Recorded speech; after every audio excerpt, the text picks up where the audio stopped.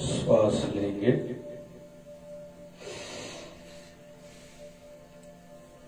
छोड़ेंगे,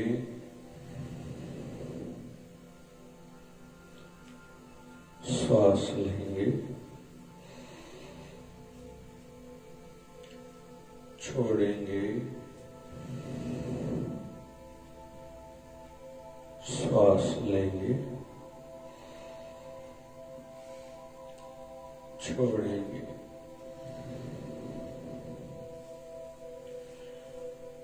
अपने मन को एकाकार करने के लिए जैसे ध्यान में बैठने के लिए आसन में, सुखद आसन में पलती मार के बैठना चाहिए। कमर थोड़ी सीधी हो, गर्दन भी सीधी हो, आंखें कोमलता से बंद करें और कभी कभी ओंकार साधना भी प्रारंभ में करनी चाहिए। तो आज ओंकार साधना करेंगे। श्वास लेंगे,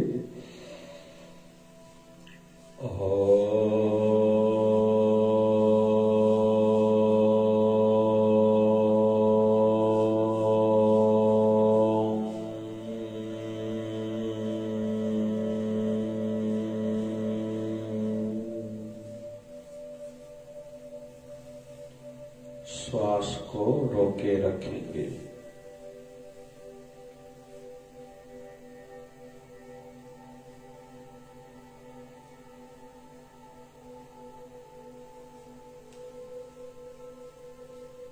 फिर से श्वास लेंगे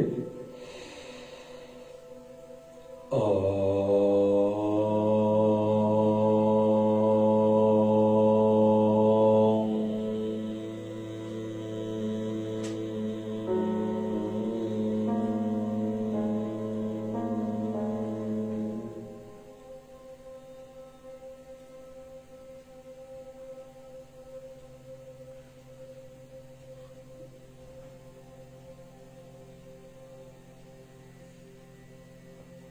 फिर से श्वास लेंगे और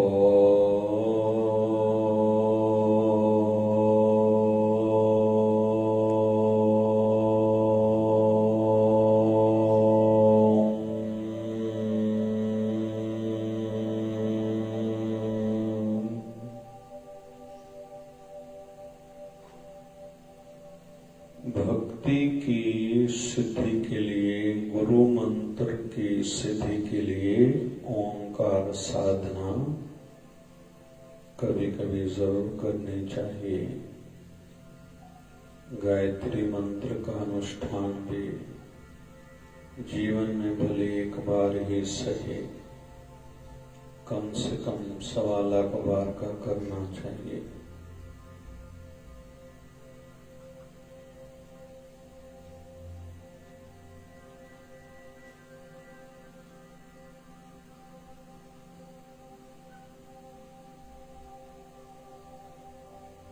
श्वास नासिका से जैसे अंदर जा रहा है, इस पर ध्यान टिकाएंगे। कैसे नासिका से नाभि तक जा रहा है,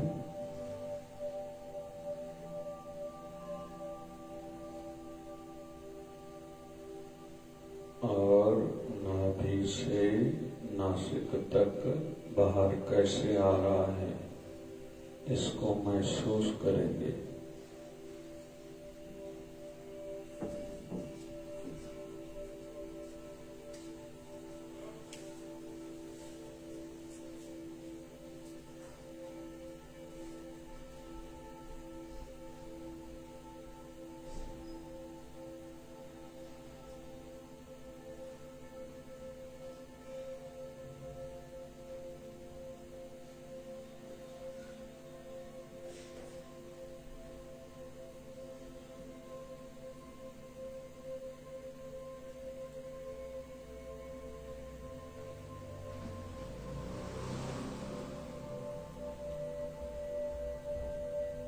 ध्यान के लिए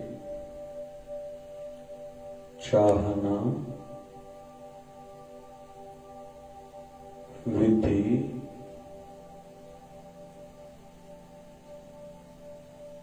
एवं निरंतरता 3 बिंदु आवश्यक रहती हैं। चाहना होगी तो ही हम लोग ध्यान कर पाएंगे। चाहना जगती है लाभ से, क्या फायदा मुझे होगा। तो ध्यान से मन मजबूत होता है, ध्यान से दिमाग की क्षमता, कैपेबिलिटी बढ़ती है, ध्यान से उमंग, उत्साह बढ़ता है, ध्यान से चेहरे पर आभा और हमारा आरा शक्तिशाली बनता है। हम कहीं भी जाएंगे हमारा प्रभाव बढ़ेगा। ध्यान से ज्यादा शक्ति बढ़ती है, ध्यान से स्वस्थता मिलती है, हेल्थ मिलती है। बीमारियां हैं कंट्रोल में रहेंगी, कम होंगी, बढ़ेंगे नहीं। ध्यान से अच्छे विचार आते हैं, ध्यान से एकाग्रता शक्ति, कंसंट्रेशन पावर बढ़ता है, जिसके कारण हम निर्णय, फैसले अच्छे ठीक टाइम पर ले पाते हैं। ध्यान से जीवन जीने में आनंद आता है, ध्यान से उतार चढ़ाव में हम लोग विचलित नहीं होते, ध्यान से प्रभु प्राप्ति होती है। कुल मिला के संसारिक एवं आध्यात्मिक दोनों लाभ होते हैं।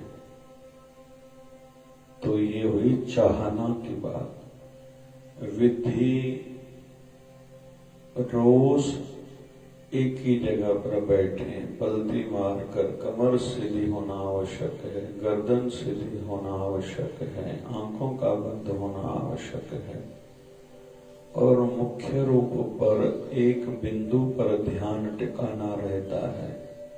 तो अंदर की साधना उत्तम, सहज, सरल मार्ग है श्वासों पर ध्यान को टिकाना।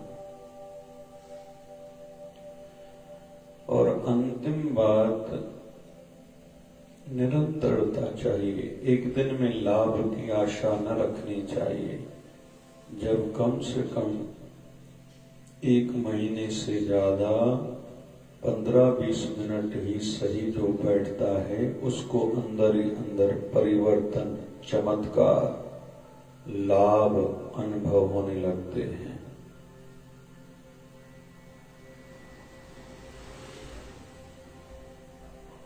फिर से श्वासों पर केंद्रित होंगे, ध्यान इधर उधर जाएगा, अलग अलग विचार आएंगे, उनको हटा के फिर से श्वासों पर केंद्रित करना है, अपने विचारधारा को, अपने ध्यान को।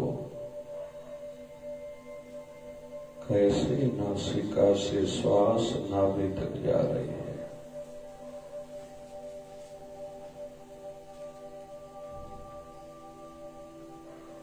कोशिश करें श्वास लेने के बाद थोड़ी देर के लिए रोकें, फिर छोड़ने के बाद भी श्वास को रोकना चाहिए।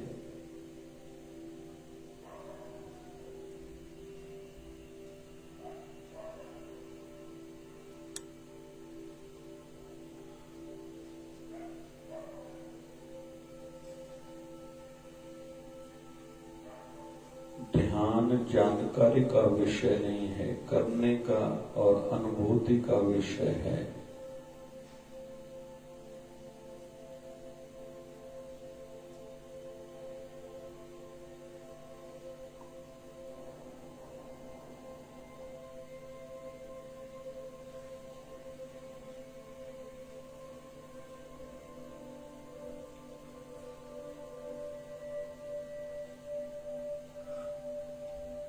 वैसे तो एक ही बिंदु पर ध्यान टिकाना ही ध्यान है। कभी कभी पंखे की हवा पर भी ध्यान टिकाया जा सकता है, हवा के हिलोर पर भी ध्यान टिकाया जा सकता है। ये कान के माध्यम से 5 ज्ञान इंद्रियां हैं, तो किसी भी इंद्रिय के माध्यम से एक ही बिंदु पर ध्यान टिकाने का नाम है ध्यान।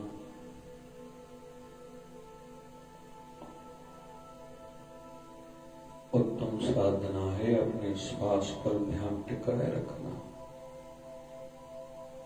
इससे ही चमत्कार होंगे।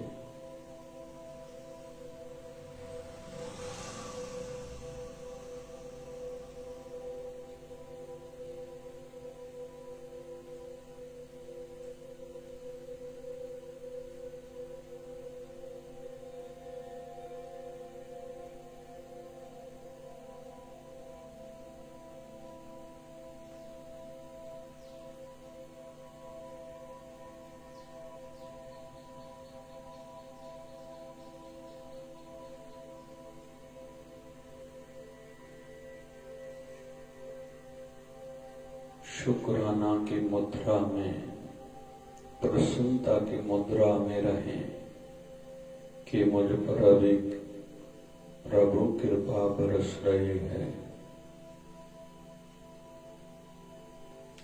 मैं विशेष काम कर रहा हूं जो संसार के सभी कामों से ऊपर है।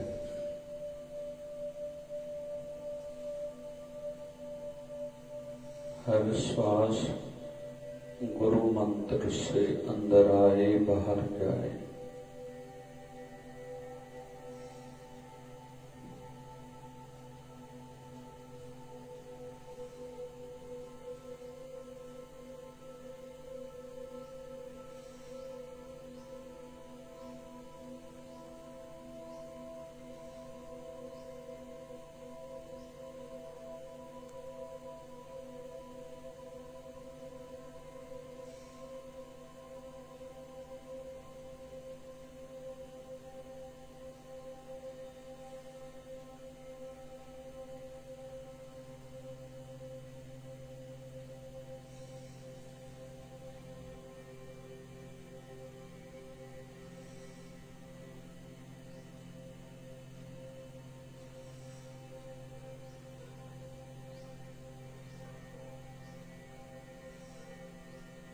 इधर उधर विचार जाएंगे, फिर एकाकार हो जाए।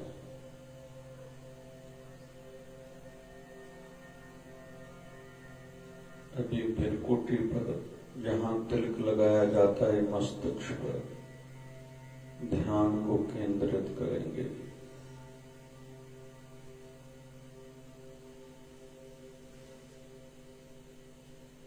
अंधेरा दिखाई देगा,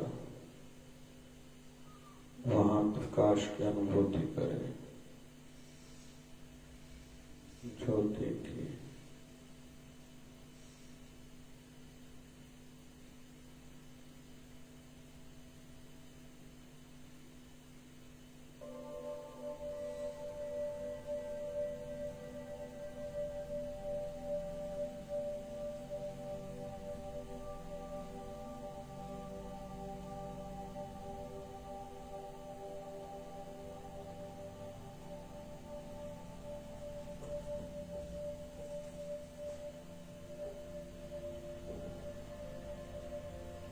जिसको भी मिला है, मिला अपने अंदर से है। हमें भी जो मिलेगा, मिलेगा अपने अंदर से ही। यह चाहना बनी रहे। दिन भर में बीच बीच में थोड़ी देर के लिए अपने श्वासों पर केंद्रित हो जाएं। लेकिन यह सब रोज करना है, हर रोज, बार बार, दिन में कई बार।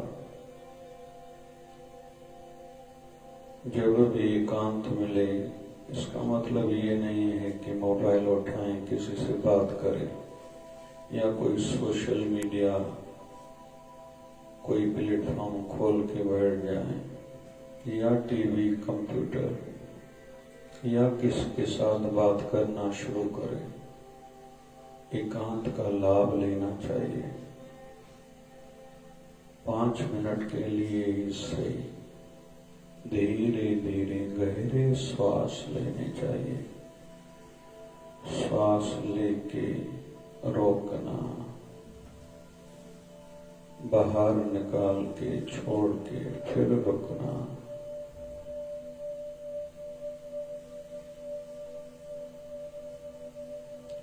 फिर जो आनंद आए, शांति आए, उस पर ध्यान टिकाना।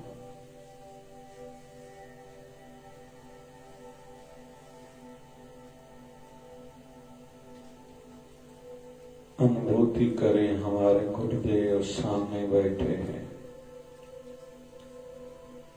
हमारे इष्ट देव, हमारे गुरुवर हमें दया दृष्टि से कृतार्थ कर रहे हैं, पवित्र कर रहे हैं। उनकी दृष्टि, उनकी नजर हम पे है।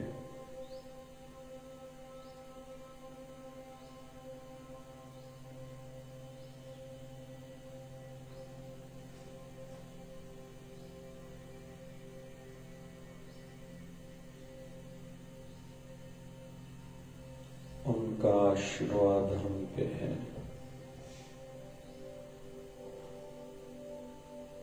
हम पवित्र हो चुके हैं और इसी पवित्रता को बनाए हुए रखना है। हम शक्तिशाली हैं, अभी कोई डर नहीं, कोई चिंता नहीं।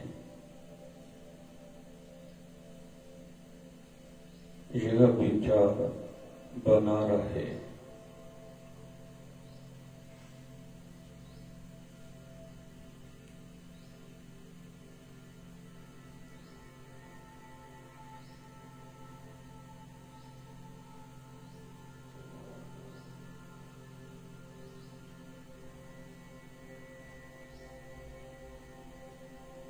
अपने गुरुदेव के श्री चरणों में प्रणाम करें।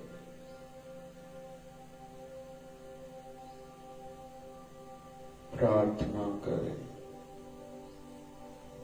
ऐसी ही कृपा सदा बनाए रखना।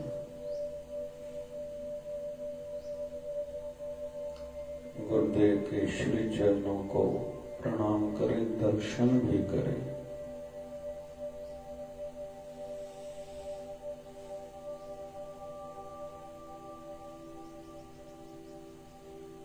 कितने नहीं सुंदर उनके श्री चरण हैं। उनके पैर के अंगूठे के नाखून पर चंदन का तिलक लगाएं।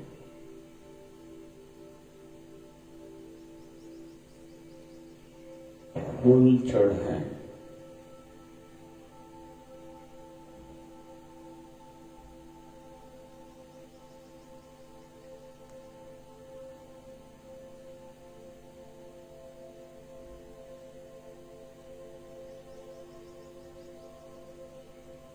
कोशिश करें फूल गुलाब की पंखुड़ियां ही होनी चाहिए।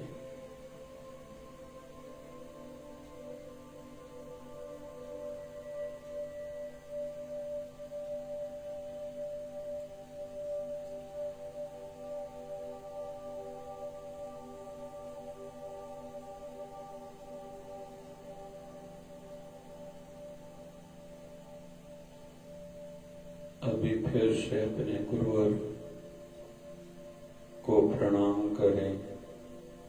उन्होंने आशीर्वाद दिया।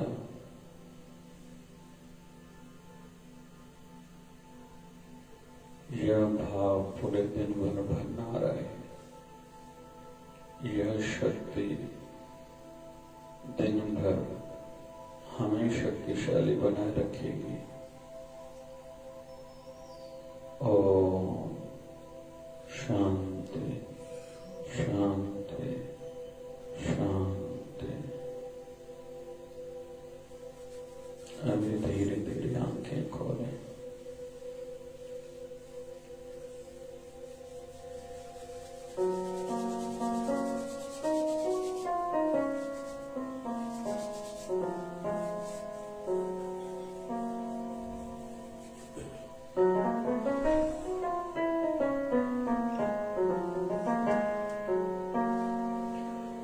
श्री राम जय राम जय जय राम श्री राम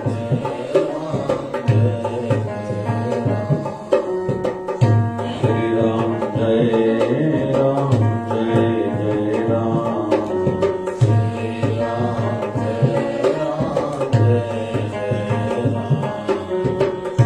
श्री राम जय राम जय जय राम श्री राम जय राम श्री राम जय जय राम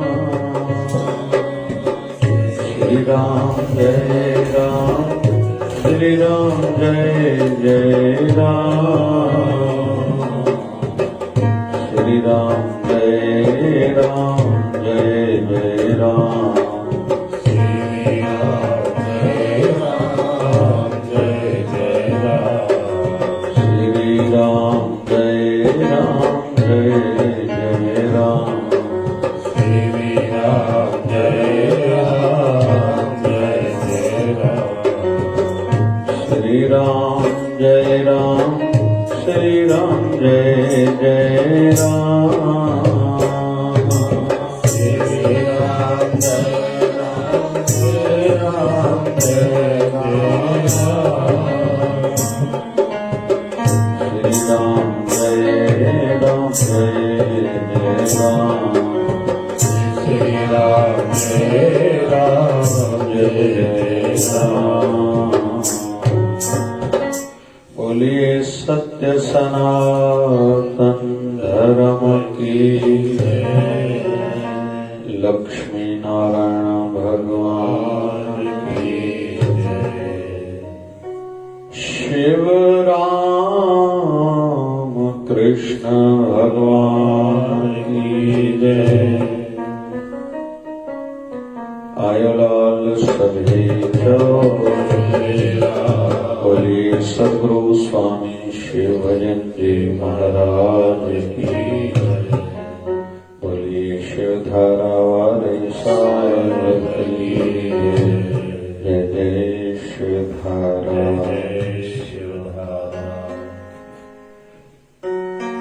मेरे सिर पर रख दो गुरुवर अपने ये दोनों हाथ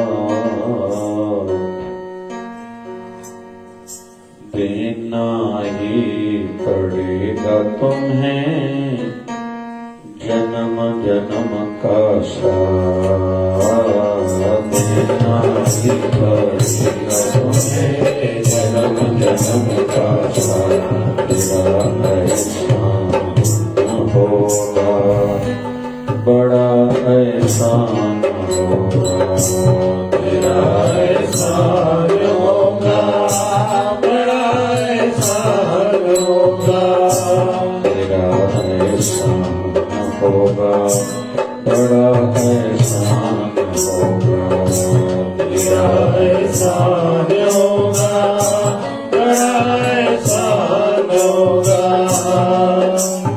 सुना है हमने शरणागत हो अपने गले लगाते हो सुना है हमने शरणागत को अपने गले लगाते हो बिन मांगे सब पाते तुमसे दाने बड़े खिलाते हो बिन मांगे सब पाते तुमसे दाने बड़े खिलाते हो चाहे सुख में हो या दुख में चाहे सुख में हो या दिन दुख में तुम हर पल रहना देना है तुम्हें जन्म जन्म का साथ देना ही पड़ेगा तुम्हें तेरा एहसान होगा बड़ा एहसान होगा तेरा एहसान होगा बड़ा एहसान होगा शिवधारा जय शिवधारा।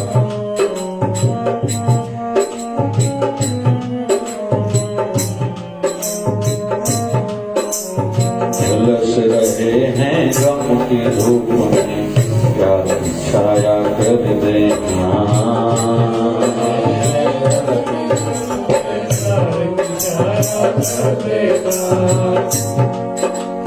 बिन माझी के नाव चले न, अब पतवार पकड़ लेना। माझी के नाव चले न, अब पतवार पकड़ लेना। मेरा रास्ता रोशन कर दो, मेरा रास्ता रोशन कर दो, छाई अंधेरी देना नहीं पड़ेगा तुम्हें जन्म जन्म का सहारा। देना नहीं पड़ेगा तुम्हें जन्म जन्म का सहारा। ऐसा न होगा, बड़ा एहसान होगा, तेरा एहसान होगा, बड़ा एहसान होगा। तेरा एहसान होगा, बड़ा एहसान होगा, तेरा एहसान होगा, बड़ा एहसान होगा।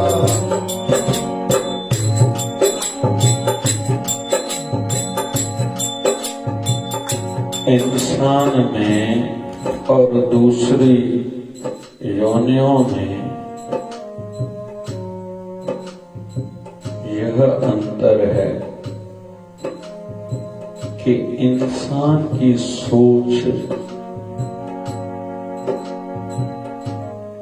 असीम है, दूसरी योनियों की सोच असीम नहीं है।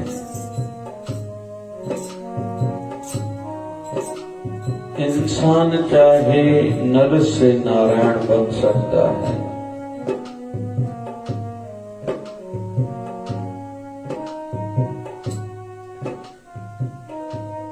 बस केवल अंदर में चाहना हो, विचार जगे, मुझे उन्नति करनी है, मुझे तरक्की करनी है। फिर जिस भी क्षेत्र में, जिस भी फील्ड में करना चाहे,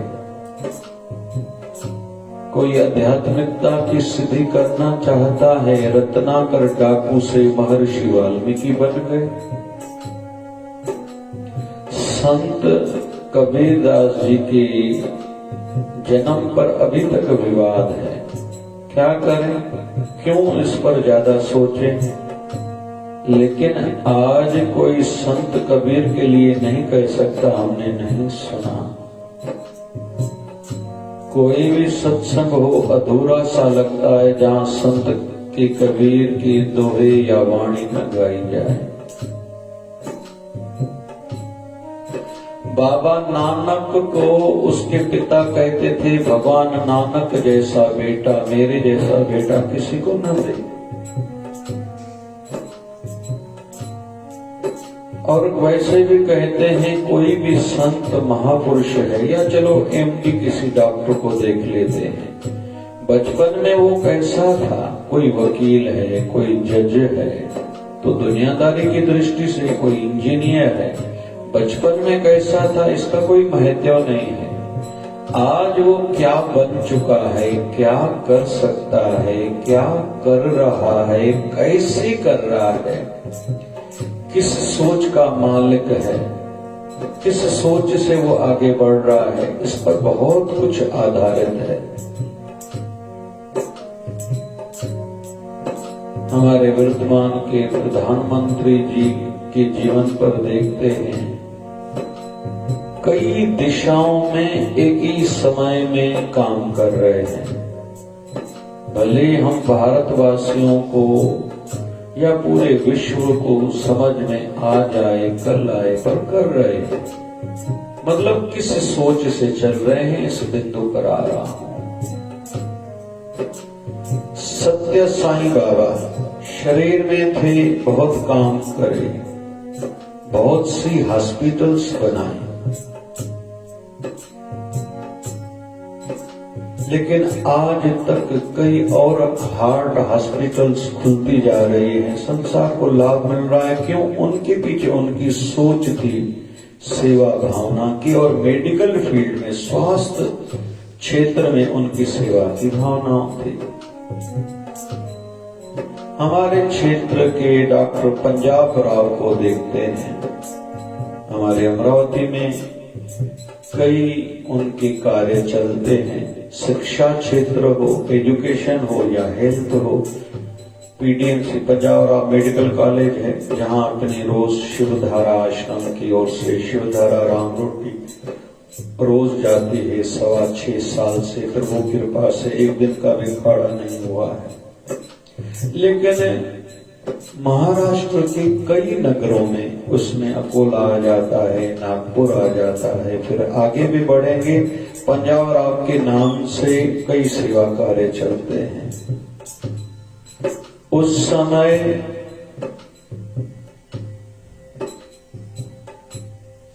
उनको ज्यादा व्यवस्था थी नहीं उनके पास, लेकिन फिर भी उन्होंने निरंतर उस पर काम करा।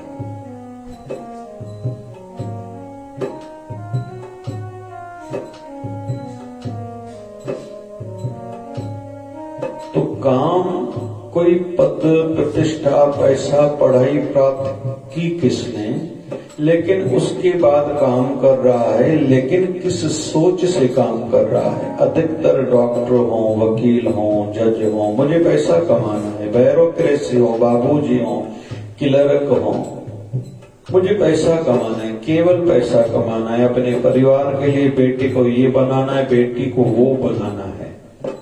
बाद में भले वो उसको रिटर्न के रूप में उनसे बात में करना चाहेंगे या नहीं, ये एक अलग बिंदु हो जाता है। तो किस सोच में काम कर रहे हैं, तो उन्नति का भाव मन में होना चाहिए।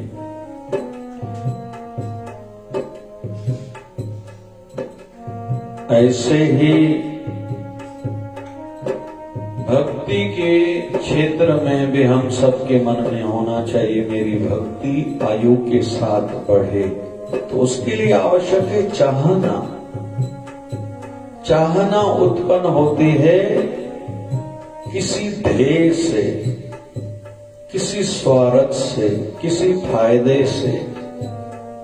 अरे भाई, भक्ति से मन मजबूत होगा, भक्ति से तेरी आयु बढ़ेगी, भक्ति से तेरा जीवन विशेष बनेगा, खास बनेगा, जिंदगी तेरी आम नहीं होगी। भक्ति से तुम इतिहास रचते जाओगे, दूसरों के लिखे हुए इतिहास को केवल पढ़ने वाले नहीं, तुम इतिहास रचते जाओगे। आज हमारे सतगुरुदेव भगवान 1008 सतगुरु स्वामी शिव भजन जी महाराज के कितने नए सेवा कार्य चल रहे हैं। अभी शरीर छोड़े उनको 14 साल हो चुके हैं। 2008 में शरीर त्यागा था, अभी 2022 चल रहा है। कई गौशालाएं हैं, कई हॉस्पिटल्स हैं, कई आश्रम हैं, आदि आदि आदि। कई स्वास्थ्य शिविर चलती हैं उनकी आदेशों अनुसार, और न सिर्फ भारत में लेकिन बाहर भी कई प्रकार के सेवा कार्य चल रहे हैं।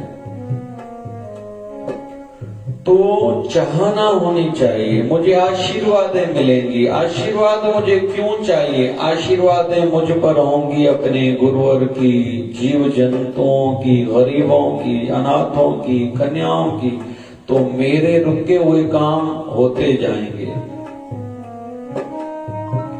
आशीर्वादें होंगी, मेरे दुख दूर होंगे। आशीर्वाद होंगी, सूली में से कांटा होता जाएगा। आशीर्वादें होंगी, सुख बढ़ेंगे। इसलिए चाहना रखनी है भक्ति की और सेवा की। तो चाह जरूरी है। मन में स्वार्थ लगना चाहिए परमार्थ के लिए, ये मेरे लिए जरूरी है, इससे मेरा फायदा होगा, मनुष्य जन्म सार्थक होगा, अंत अच्छा होगा, प्रलोक संवरेगा, गति आने वाले जन्मों में उत्तम गति मुझे मिलेगी। संसार का कुछ कम ज्यादा भी मेरे पास है, उससे ज्यादा फर्क नहीं पड़ता। थोड़े समय के लिए हो सकता है, वैसे एडजस्ट किया जा सकता है। घर कच्चा है, पुराना है, क्या है, जीवन चल रहा है। ये तो मन की हवस है, मेरा घर नया होना चाहिए, महंगी चीजें होनी चाहिए। ये तो अहम को पूर्ति के लिए नींद तो आनी चाहिए, ये अच्छी बात है।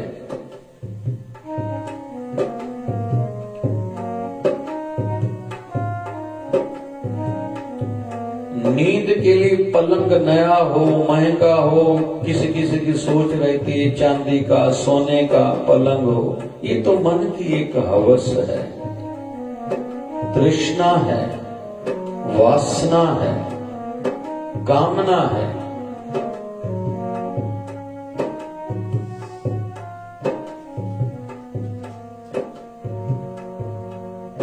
तो संसारी कोई कार्य कम ज्यादा भी है, पैसा कम है, प्रॉपर्टी कम है,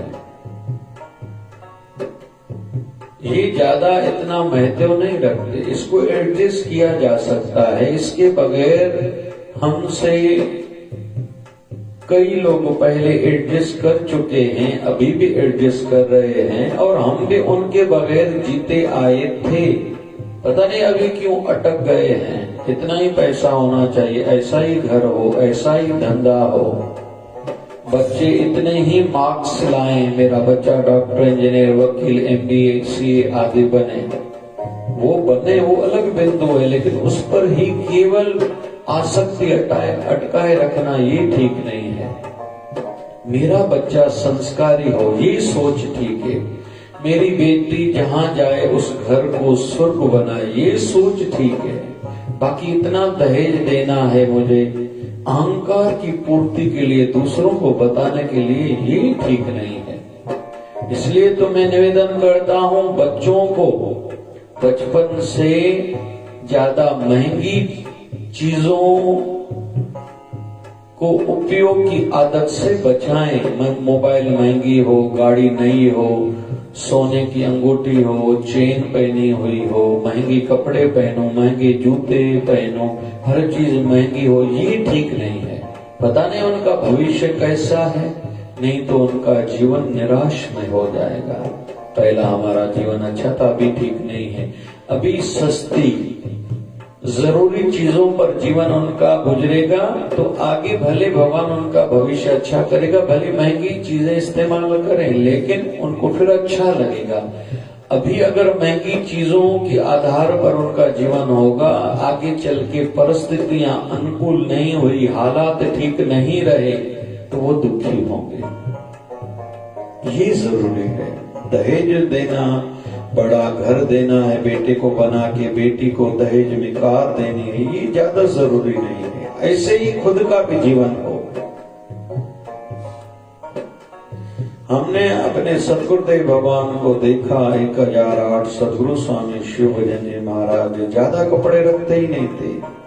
जूता लगभग 1 या 2 रहते थे, ज्यादा चीजें नहीं। तो चाहना ये हो कि मैं संसार में कुछ करके जाऊं, भक्ति करूं, मेरा एक भी शत्रु मेरी ओर से न हो। मेरी ओर से ये चाहना न हो कि मैं किसी के साथ बात नहीं करता, सामने वाला नहीं करता वो जाने। किसी का स्वभाव अच्छा नहीं है, मेरी किसी के साथ पटती नहीं है, ज्यादा उनके साथ लेन देन में, व्यवहार में न आए। लेकिन बेसिक संस्कार हमारे खंडित नहीं होने चाहिए।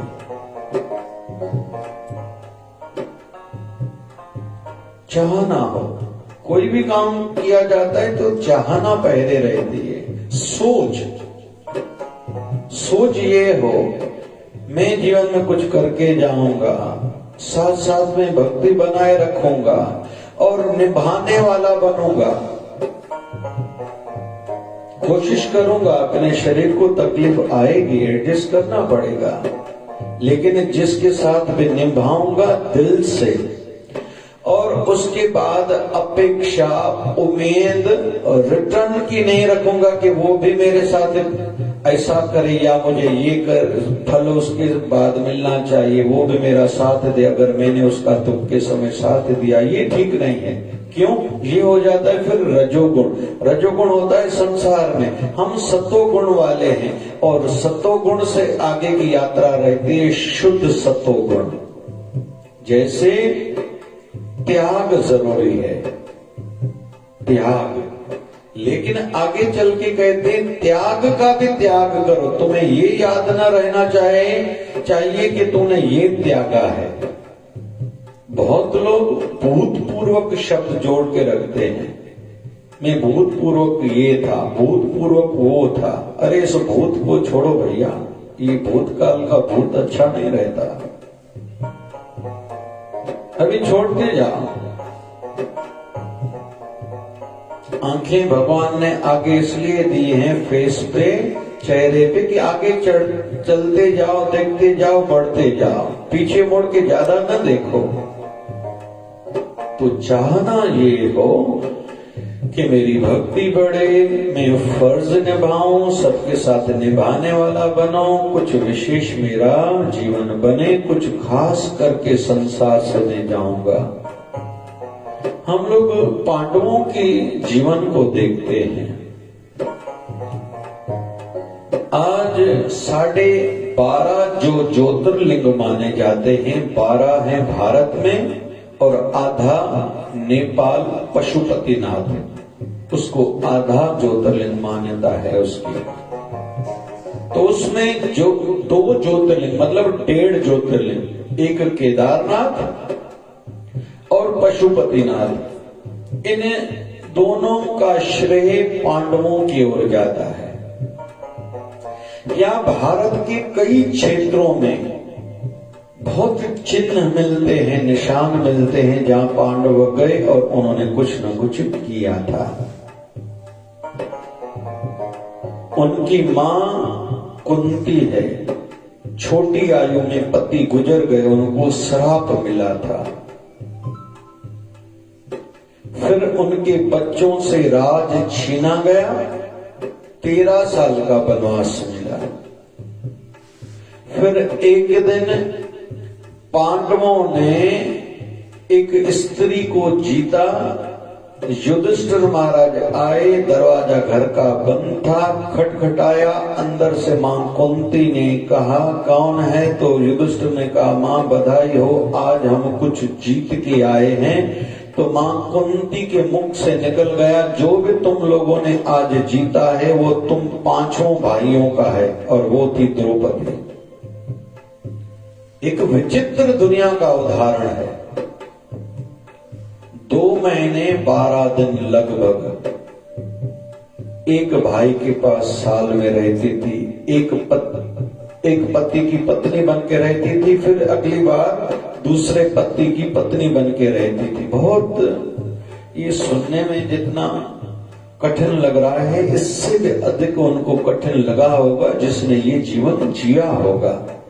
फिर भी भगवान कृष्ण की बहन की पदवी पाई थी, कृष्ण, और उसका नाम था कृष्णा द्रौपदी। तो पांडवों का जीवन कोई सीधा नहीं था। फिर वनवास काल में भी, जो बचपन से लेके वनवास काल तक कौरवों ने, विशेष तौर पर दुर्योधन ने उनको बहुत तकलीफें दी थी। बचपन में, बाल्यकाल में, शिक्षा काल में भी तकलीफें दी थी। लड्डू में जहर मिला के दिया, फिर लाक्षागृह आदि उनको तकलीफ दी, लेकिन फिर भी उन्होंने अपनी अच्छाई को नहीं छोड़ा था। वनवास में भी तकलीफ देने हेतु आया था दुर्योधन, लेकिन दुर्योधन पर आपदा आई, उन्होंने ही फिर उनकी रक्षा करी। इससे हम लोग ये सीख रहे हैं कि जो भी अच्छे लोग रहते हैं वो कभी भी अच्छाई नहीं छोड़ते। वो ये नहीं छोड़ते कि इसने अच्छाई को, इस बिंदु को लेके नहीं छोड़ते कि इसने मेरे साथ बुरा करा है।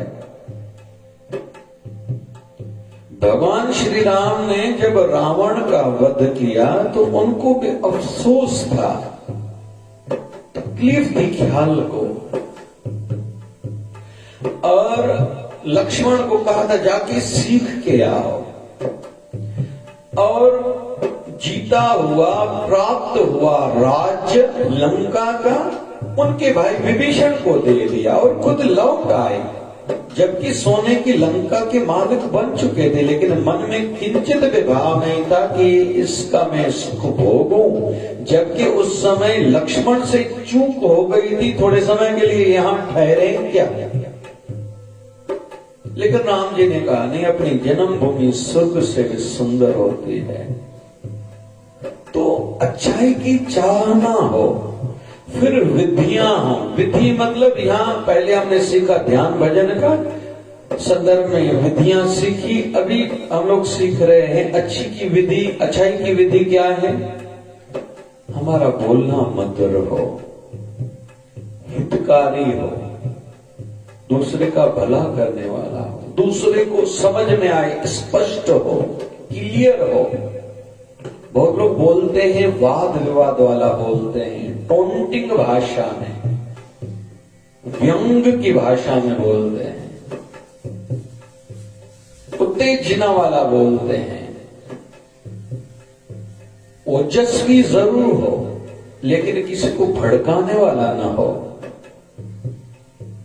गर्दन में कभी भी अकड़न ना हो, आंखों में नफरत ना हो, कुल मिला के सोच गलत होनी नहीं चाहिए। ये है विधि। सोच अच्छी है, किसी को किसी भी कारण से हमने उल्टे हाथ से पानी दे दिया ना, सामने वाला माइंड नहीं करेगा। किसी की हमने मेहमान नवाजी, अतिथि सत्कार ठीक न कर पाए, सामने वाला माइंड नहीं करेगा। लेकिन बाहर से शिष्टाचार है, मैनर्स है, मर्यादा है, लेकिन सोच अच्छी नहीं, भावना अच्छी नहीं, सामने वाला समझ जाता है ये बाहर से दिखाव कर रहा है, अंदर से ये मेरे साथ ठीक सोच नहीं रखता, ये मेरे लिए ठीक नहीं है, ये चाहता है मैं चला जाऊं, ये मेरा नुकसान पहुंचाना चाहता है, मेरा हितैषी नहीं है। सामने वाले को समझ में आ जाता है, क्यों? उसके अंदर भी तो परमात्मा बैठा है। और तीसरा आज हमने बिंदु सीखा, जो भी करो, पहले ध्यान के संदर्भ में हमने जाना, भक्ति के संदर्भ में जाना, अभी व्यवहार, शिष्टाचार, आचरण, कर्म करने के संदर्भ में सीख रहे हैं। निरंतरता हो, ऐसा न कि माघ मास चल रहा है बस इसके बाद हम लोग छोड़ देंगे। अभी एक ही टाइम के भोजन पर हम लोग जीवन जी सकते हैं। कहते हैं एक समय का जो भोजन खाता है वो योगी है, जो 2 टाइम का भोजन खाएगा वो भोगी, जो 3 टाइम का भोजन खाएगा वो रोगी। आज नहीं तो कल उनको बीमारियां लगेंगी। जितना हो सके घर अंदर में भी एक खाल हो, एक वैक्यूम हो। सादी भाषा में कहीं खाने के बीच में कई घंटों का अंतराल होना चाहिए। वो पचे तो सही, जब तक बहुत भूख न लगे। खाना जो नहीं खाते उनको बीमारियां होंगी, नहीं होंगी तो जल्दी ठीक हो जाएंगी, दवाई का असर भी होगा। हम लोग क्या करते हैं, डॉक्टर से पहला प्रश्न ये पूछते हैं, भूख नहीं लग रही, क्या करूं? क्या नहीं लग रही है तो तेरे शरीर के अनुकूल नहीं है, नहीं खाओ भैया, फल खाओ, जूस पियो, एक सादा आंवला तक तो खाओ, तेरे जीवन में जादू होना शुरू हो जाएगा। रोटी के बाद मीठा खाना है, पुराना रखा हुआ थोड़ा गुड़ खा लो। इन दिनों में हर किसी को तिल खाने चाहिए, शक्ति बढ़ती है, हड्डियां मजबूत होंगी, एनर्जी लेवल बढ़ेगी। ज्यादा करने से कोई काम नहीं बनता। साथ ही हम सब अगर बाजरा जीवन में खाएं ना, अपनाएं, या मिक्स आटा खाएं, बाजरा ज्यादा हो, उसमें जव हो, गेहूं के साथ साथ में थोड़ा चने का आटा हो, थोड़ा मकई का आटा हो, इससे बहुत जादू हो जाएगा। हम लोग जितनी शक्ति चाहते हैं ना, या बच्चों को शक्तिशाली बनाना चाहते हैं, इससे हो जाएगा, बस इतने से केवल। तो निरंतरता आवश्यक है, कंटिन्यूटी, हर दिन वही करना है। जैसे धंधे पर भाई रोज जाते हैं, माताएं घर का काम रोज करती हैं, स्टूडेंट्स को रोज पढ़ाई करनी रहती है, वैसे ही भक्ति में और अच्छाई में भी कंटिन्यूटी, निरंतरता, रोज रोज वही करना जरूरी हो जाता है। बस ये नियम अपनाएं। पहला हमने सीखा चाहना हो, दूसरा हमने बिंदु सीखा और चाहना जगती स्वार्थ से। फायदा क्या क्या होगा? फायदा ही जब पता चलते जाएंगे हम खुद ही वो काम करेंगे जो नहीं कर रहे, करना चाहते हैं, हमसे हो नहीं रहा है। ध्यान में बैठना, एक्सरसाइज करना, अच्छा बोलना, अच्छा सोचना। जिस भी क्षेत्र में, फील्ड में उन्नति तरक्की करना चाह रहे हैं उसके बारे में महिमा जाने। भगवत प्राप्ति कैसे होगी उसकी महिमा जाने। भगवान से, गुरु से प्यार कैसे बढ़ेगा पहले उसकी महिमा जाने। अरे गुरु से प्यार करोगे, गुरु तेरा अंग संग रहेगा, तेरे हर कदम पर तेरे काम उनको करना है, ये उनकी ड्यूटी बन जाती है। इसलिए गुरु से प्यार करो। गुरु से प्यार करोगे, गुरु ग्रह स्ट्रांग रहेगा, मजबूत रहेगा, तेरे जीवन की खुशियां बनी रहेंगी। केवल तू अपने गुरु से प्यार करो। आरती करोगे तो तेरे दुख मिटेंगे। दान करोगे तेरा धन बढ़ेगा, धन का शुद्धिकरण होगा। जितना धन है बरकत के रूप में मिलेगा। वो धन तुझे तकलीफ नहीं देगा, तेरे वंशजों को, तेरे बच्चों को वो दुख नहीं देगा, कष्ट नहीं देगा। बस दान करते जाओ। दान कलयुग में आवश्यक है। धर्म टिका हुआ है कलयुग में दान पर। तो चाहना कैसे जगेगी? जब फल सुनेंगे, फायदे सुनेंगे, पता चलेगा। माघ मास में केवल अमृत वेले स्नान करने से दुख दूर होंगे, मोक्ष मिलेगा, सुख मिलेंगे, पुत्र संतान होंगी, संतान सुखी रहेगी, संसार में यश बढ़ेगा, विद्या का दान प्राप्त होगा। विद्या बड़े कहेंगे हमारी विद्या तो हो गई, नहीं, आपका विवेक जगेगा, बना रहेगा, बढ़ता रहेगा।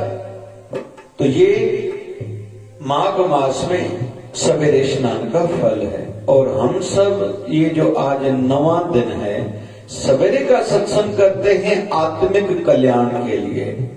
शाम का शिवधारा अमृत पाठ, दुखभंजनी शिवधारा अमृत पाठ, विश्व पर आई हुई महामारी जो कोरोना की है वो दूर हो। आजकल आर्थिक हर कोई तकलीफ में चल रहा है, घर से बीमारियां नहीं जा रही हैं, या जिस भी प्रकार के दुख हैं या मनोकामना है वो पूर्ण हो, दुख दूर हो। इसलिए शाम का सत्संग रोज 6:30 से 8 बजे तक होता है और लाइव चलता है फेसबुक पर और यूट्यूब पर भी।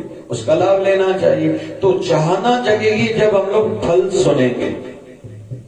और दूसरा विधि, सत्संग में आएंगे, मन को तैयार करके आए, मुझे कुछ सीखना है।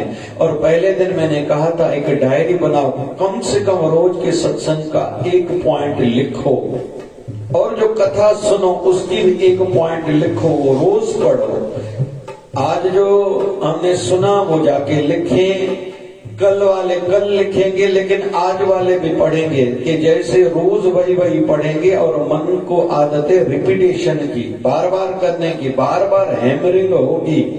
जैसे टीवी पर हम लोग बचपन से देख रहे हैं लक्ष्य साबुन, लक्ष्य साबुन, लक्ष्य साबुन, या दंत क्रांति टूथपेस्ट, पतंजलि की दंत क्रांति, दंत क्रांति, दंत क्रांति, शिवधारा की दंत रक्षा, दंत रक्षा, दंत रक्षा टूथपेस्ट। तो ध्यान जाता है हमारा, और रिपीटेशन से ही हमारा मन मानता है नई बात को। बुराई की रिपीटेशन से खुद को बचाएं।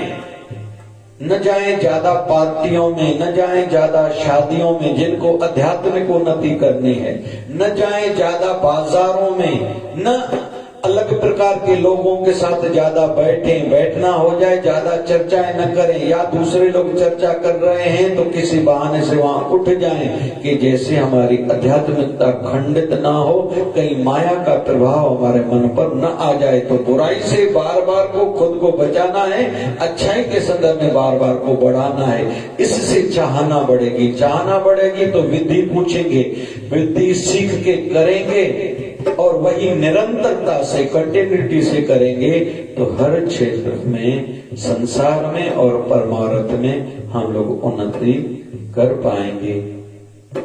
सद्गुरु स्वामी शिव भजन जी महाराज कृपा करें, आज हमने जो सार समझा उसको अमल में लाएं और अपने जीवन को धन्य बनाएं।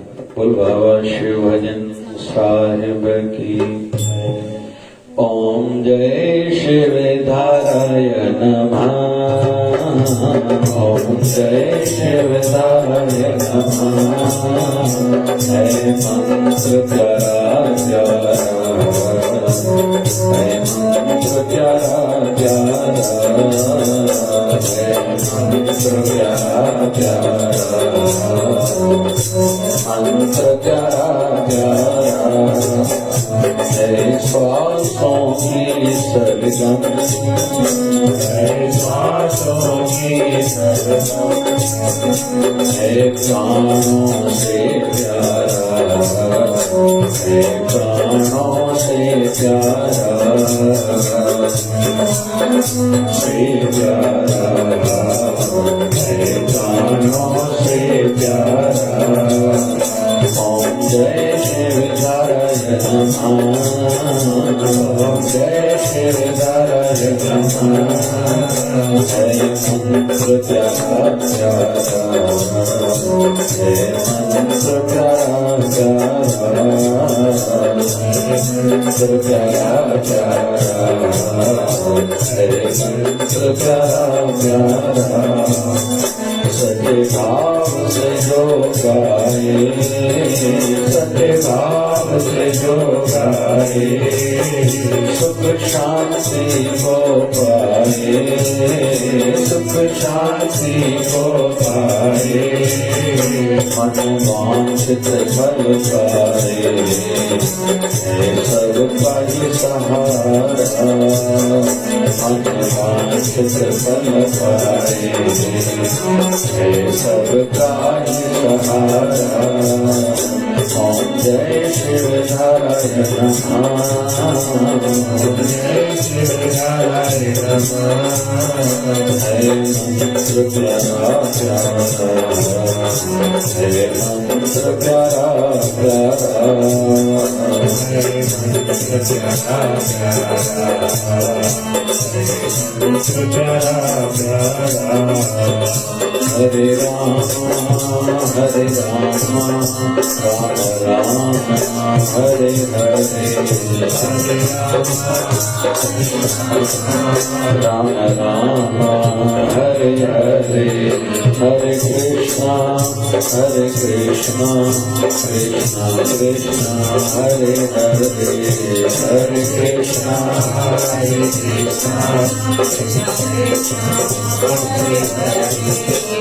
हे पूरन परमात्मा, पापों का परमात्मा, हे पूरन परमात्मा, पापों का परमात्मा, विश्व बने धर्मात्मा, हम सबसे ही आत्मा, प्यारा प्यारा शिवधारा, प्यार से प्यारा शिवधारा, शिव भजन की धारा, शिवधारा धारा प्यारा शिवधारा, धारा प्यारा। बोलिए सतगुरु स्वामी शिव भजन जी महाराज की जय। सच्चे भाव से आरती में रोज गाता हूँ, सच्चे भाव से आरती में रोज गाता हूँ, शिवधारा वन गुरुवर को मनाता हूँ, शिवधारा वन गुरुवर को मनाता हूँ। माता पिता और भाई बंधु तो ही सब कुछ मेरा, माता पिता और भाई बंधु तो ही सब कुछ मेरा, मेरे पास है जो कुछ भी सब दिया हुआ है तेरा, मेरे पास है जो कुछ भी सब दिया हुआ है तेरा। प्रणाम करके शीश को झुकाता हूँ,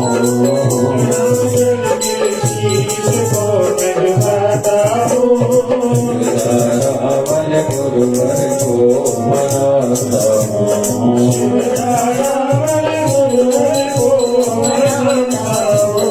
श्वास श्वास में सिमरन करके हर पल याद करूँ,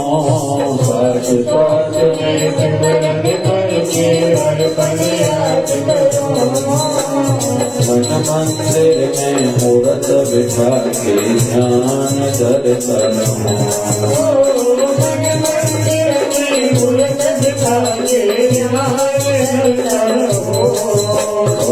शरदा भाव से फूल चढ़ाता हूँ, शरदा भाव से फूल चढ़ाता हूँ। शिवधारावन गुरुवर को मनाता हूँ, गुरुवर को मनाता हूँ। स्वाहो सेवा निस दिन बाबा अपने दर की कराते रहना।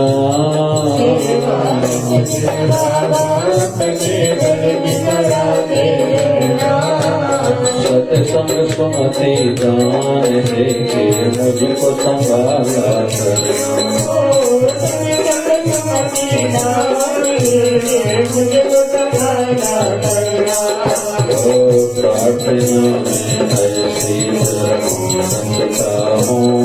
प्रार्थना में ऐसी रखता हूँ, शिवधारावन गुरुवर को मनाता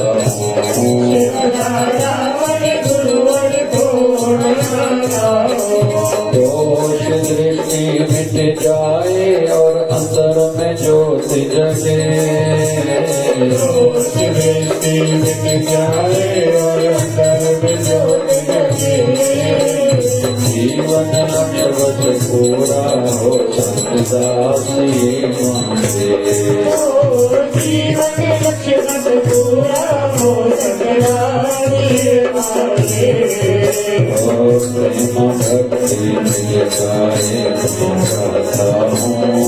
प्रेम भक्ति जगाए गाता हूँ, शिवधारावन गुरुवर को मनाता हूँ,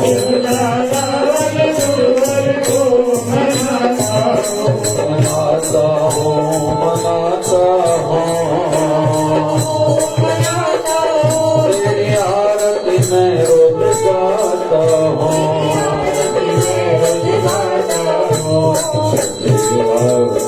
भक्ति भाव से प्रेम भाव से गाता हूँ।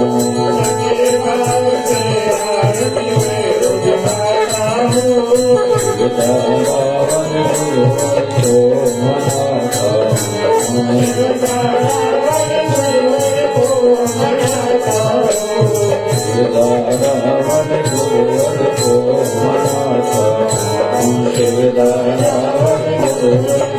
मनाता हूँ। बोलिए सद्गुरु स्वामी शिव भजन जी महाराज की जय। बोलिए शिवधारा वाले साहिब की जय। आज के आनंद की, कल के मंगल की, धर्म की, अधर्म का, प्राणियों में विश्व का सबका मालिक रहमी बाबा। बोली गंगा मैया की, गौ माता की, भारत माता की जय। शिवधारा राम राम राम राम राम राम राम राम राम राम राम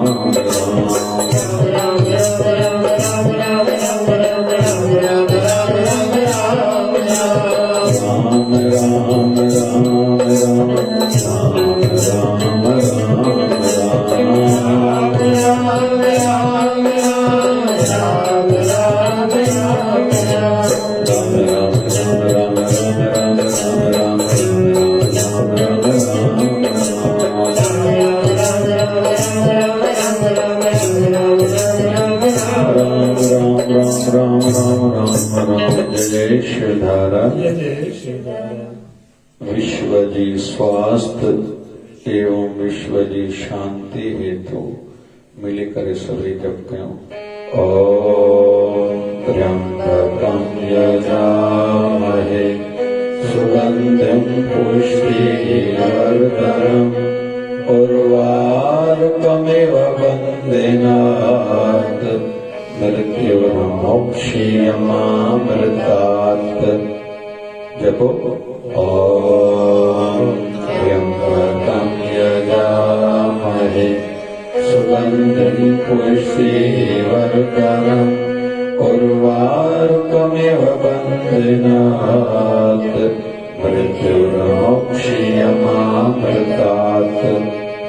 ॐ त्र्यम्बकं यजामहे सुगन्धिं पुष्टिवर्धनम् उर्वारुकमिव बन्धनात् मृत्युर्मोक्षीयमामृतात्।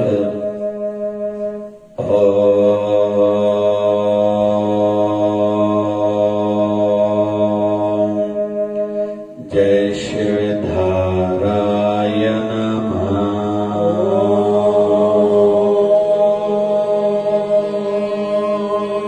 जय शिवधाराय नमः।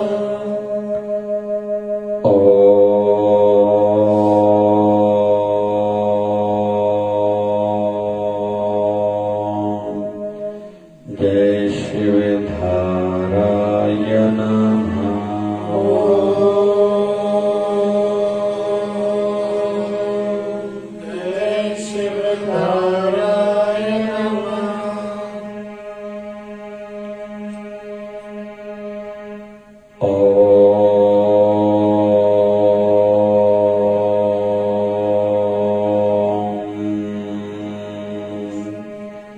जय शिवधाराय नमः।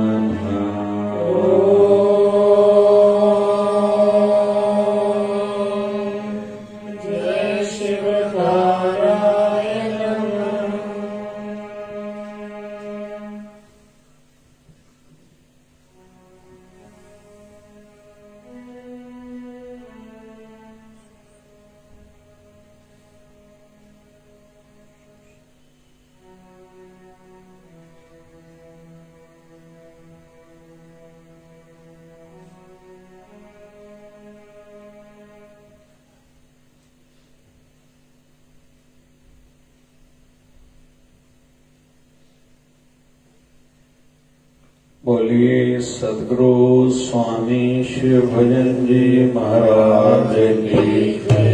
बोलिए शिवधारा वाले सारे